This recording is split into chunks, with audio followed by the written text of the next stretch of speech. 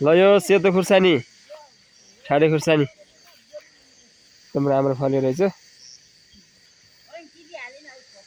अनि बारीतिर यसो हल्का डुलाएको राम्रो राम्रो खुर्सानीहरू पाकेर भर्खरमै ल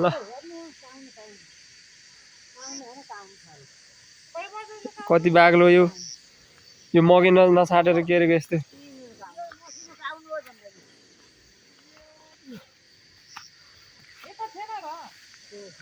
ल यहाँ मकै खाँदैछन् हाम्रा जिमा माइजूले। यति ठुलो हुँदैन किन नखानु भएको अहिलेसम्म? खाएर गाउनु यहीँले जित गाउनु। ए खान सक्नुभयो हजुरले?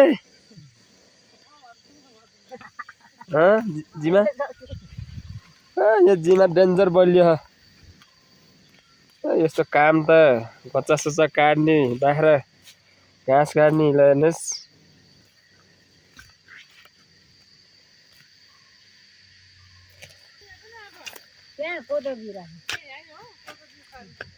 देउरी हातले खानुहुन्छ क्या हो?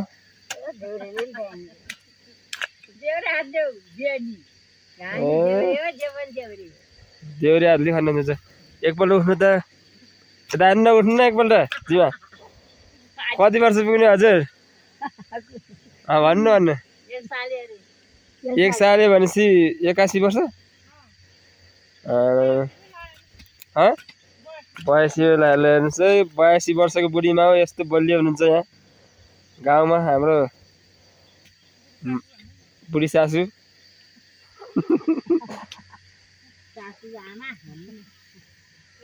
सासूको आमा यहाँ सासू हुनुहुन्छ। हजुर कति वर्ष पुग्नुभयो माइजू? 68 वर्ष पुग्नुभयो?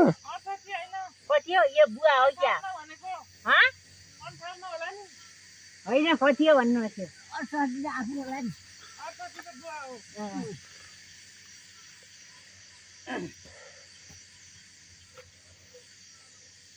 यो काउन रोपेर जम्मै छिटेर लानु होला।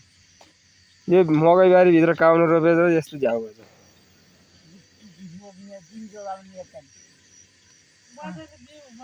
काँडा आउँदो रहेछ काउनो त्यतिकै यहाँ छेउ गरे एउटा बालो होइन पोहोरको बाला थियो एउटा पाकेर राखेको।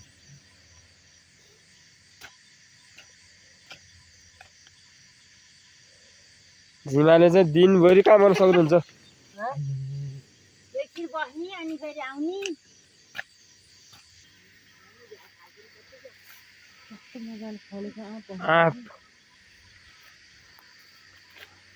आँप टल्न फलेको चाहिँ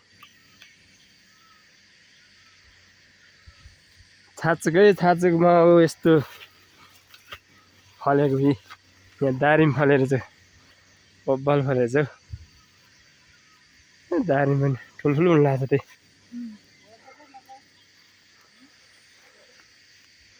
रिता आन्टी नि हुनुहुन्छ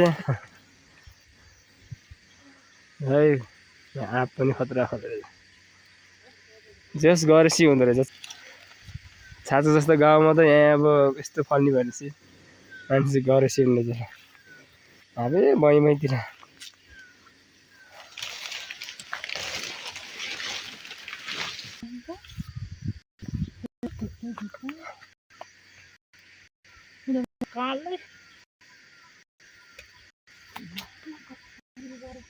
पोखरा बब्बालै फलेको।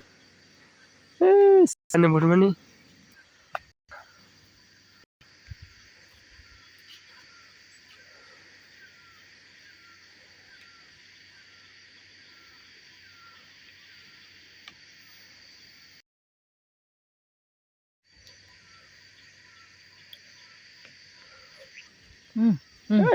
आरु भएर ए हु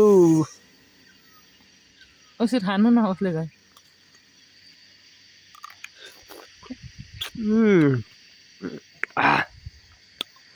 अमिलो हुन्छ कि हो आरु खान बब्बालाई फले।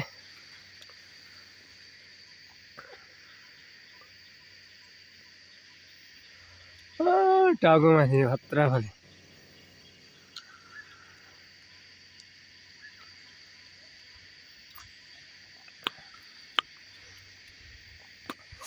यो त नुनसँग टक्क खाने हो खतरा हुनेछ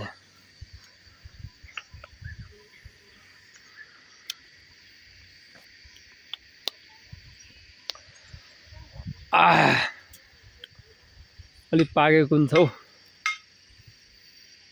एउटा कालो कालो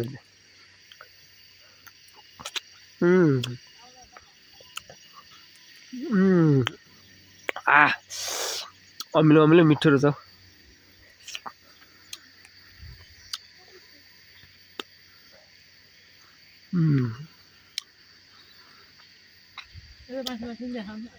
कति धेरै हो त नि